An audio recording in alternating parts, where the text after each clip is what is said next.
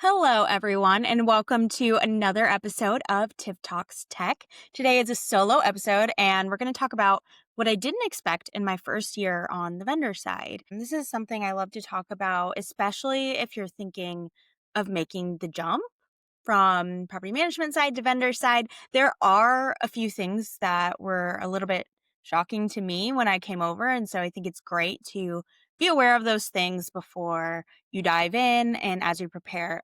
They're all good things. I love working on the vendor side, but definitely things I just was not expecting. So let's go ahead and dive in. The first thing I did not expect was that the leads, they don't just show up on the vendor side like they do when you're working on the operator side. I remember when I was working on the operator side, one thing I was taught was that my job is to get leads in the door. I don't have to close them. I just have to get them in the door, right? That's the leasing team's job, is to close them. I didn't walk in naive. I knew that was still going to be the goal, but I'll be honest, I underestimated how much of a grind it really was going to be because on site, the properties are in demand and your audience is built in. So prospects, they're actively looking for you.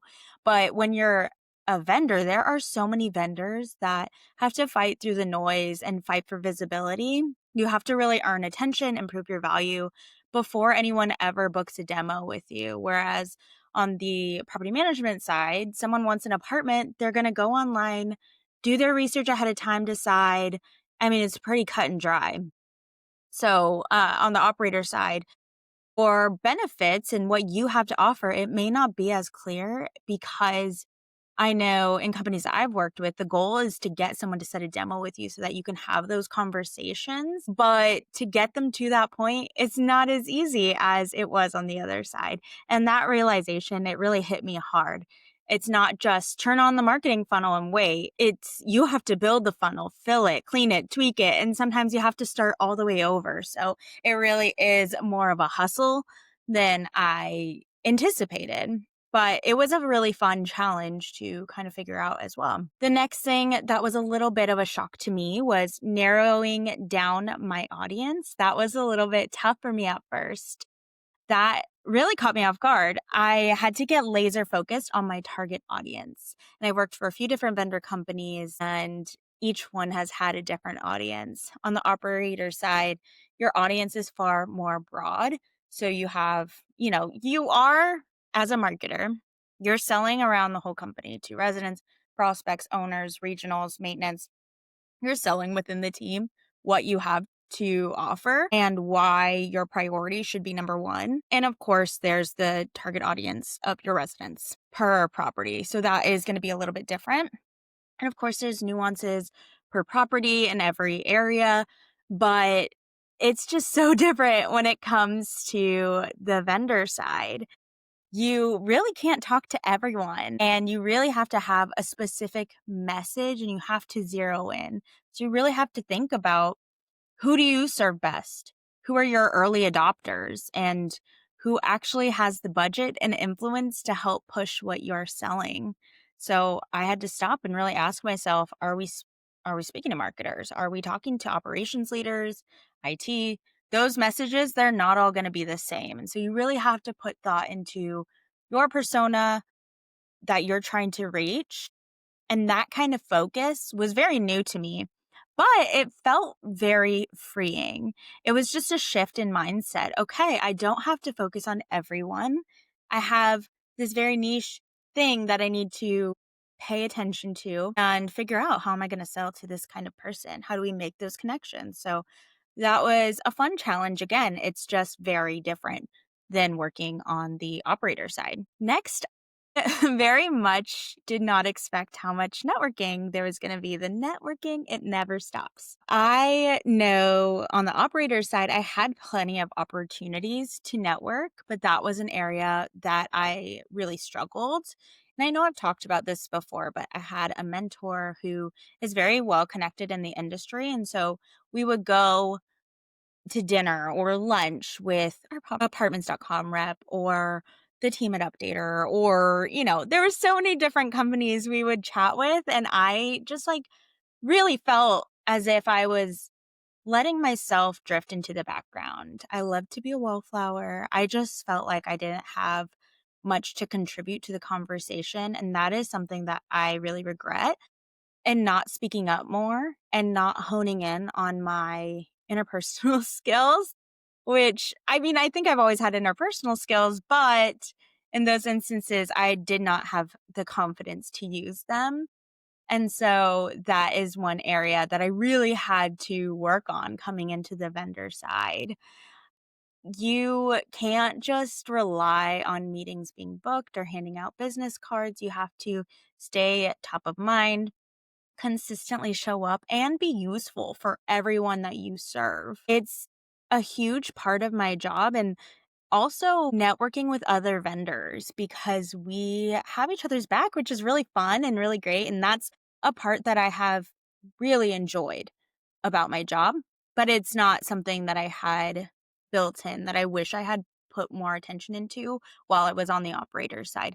Because as vendors, we may work together to host events, we may work together to make introductions for our sales team, or, there's a plethora of things that you may need those connections for later on. And so it's really important to work on that. So be sure that, have to show up, keep showing up. It's going to be a little bit tough at first, but it is worth it to work on improving those relationships. The next thing I did not expect was the price tag of conferences. They are so expensive. It's not just a booth, a travel, it's everything, everything. Whereas when I was on the operator side, different operators, they have free tickets to things and they'll give it to you and you can just show up, and maybe your company has to pay for the price of your hotel room. And that's pretty much it, because vendors are usually vying to go to dinner with you. And so you really don't have to worry about that too much. But on the vendor side, you're the one doing the schmoozing. And it's really fun. It really is. I didn't anticipate having to plan so many things, but it has been a blast to figure out. But you really have to think about the cost of the booth, the travel, the swag, the dinners, the sponsorships. It all adds up. There's specific company sponsorships that may come up, and those are kind of random. And also, not only that, the costs, they stack up. And coming from the operator side, I knew that vendors spent money on conferences, but I didn't realize how quickly the costs stack up. And here's the fun thing that I also didn't know is that not all events will deliver ROI. You might walk away with a couple really great conversations and think it went really well, or you might not have any. And I've been to a few of those events where I've come out with nothing and feeling like I just want to put my head in my hands. Like, we just burned so much money on this event and it did nothing for us. It is such a gamble. And you start to learn really quickly where you need to be and what you're just burning budget on. So, my advice on that is just be ruthless about aligning your event strategy with your sales and marketing goals. Don't just go to everything because you feel like you need to be there. You feel like you need to be in front of people. The people are always going to be there, but you really have to make a plan to connect and make the most of it. And that is something I had to learn. We can't just show up and expect that people are going to come to us and that it's going to be easy peasy. You really have to put in the work at these events, and it's exhausting. You are out from the crack of dawn, taking people to breakfast, to late at night, going to late night happy hours. And it's a lot of fun, but it is mentally draining at the same time if that is not your strong area. And for me, it's not. Like, I get really tired after an event.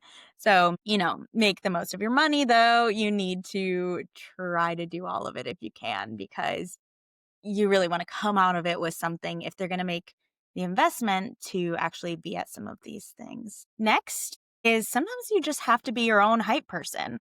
That's one thing I was not ready for. You have to own your credibility. When you're at a property management company, your brand, it typically has built-in legitimacy.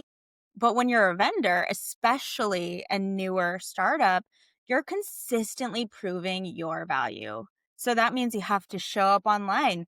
You have to work on your storytelling and you have to make noise. You can't be afraid to say, Here's why this matters, and here's what we're seeing in the market. If you don't tell that story, no one else is going to do it. So you really have to be out there and sharing consistently. Whereas on the property management side, yeah, you may care about company branding. Do your residents care about that? Sometimes, not all the time though. A lot of times they just want a nice apartment, a nice place to live. And so really on the vendor side, that is something you really have to focus on. Next, you will get comfortable with rejection far more than you think. I didn't expect to hear no as often as I have. Or worse, you might get silence, and that's fine too. I mean, the amount of times, and I'm not in sales, so I don't have a ton of demos, but the amount of times I've talked with my sales team about people ghosting, budgets freezing, priority shifting, it's not personal, but the emotional roller coaster of selling, especially something that's new or innovative, it is very, very real. And I have learned to detach from the outcome, especially of deals that maybe I've been a part of and had my hand specifically in. Our job is to show up, educate, connect, and really build that trust. Sales will come, but the timeline is often out of our hands and it's often not as quick as we want it to be. When you work on the property management side, it may take a couple weeks to sign a lease, but when it comes to the operator side, it can take months, a year sometimes to actually make that sale. Okay, and the last one that I did not really expect was the joy of solving industry problems. I have been very real about the hard parts, but I really want to end on this positive note. One of the most rewarding things that I did not expect was the joy of solving real industry problems from the outside, especially coming from that side. I knew problems that I was facing, and I love to connect with people on that. I always saw the gaps where we fell short.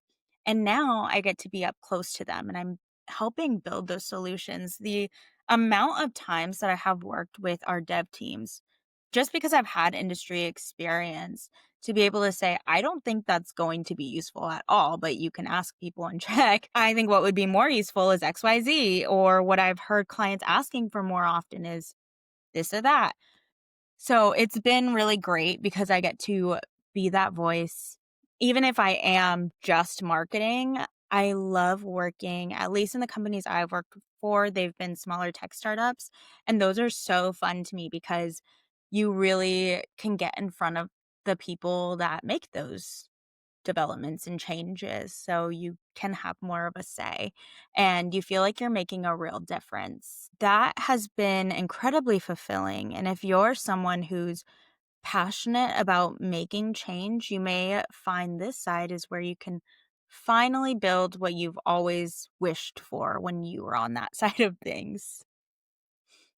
So that is my honest take on my first year as a vendor, looking back at it.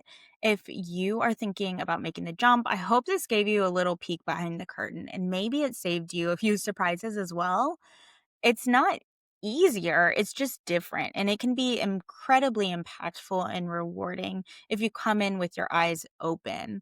And that is something that I hope you're able to do. Like I said, I absolutely love it. I loved both sides, but I think for me, this kind of role is more fulfilling for where my strengths lie. And so if that's something you're thinking about, I'm open to talking. Feel free to shoot me a DM on LinkedIn or shoot me an email. I'm happy to talk more about it. Thank you guys for tuning into Tiff Talks Tech this week. If this episode resonated with you as well, please share it with a friend who may be thinking about that kind of move or tag me on LinkedIn with your own vendor truths. Until next time.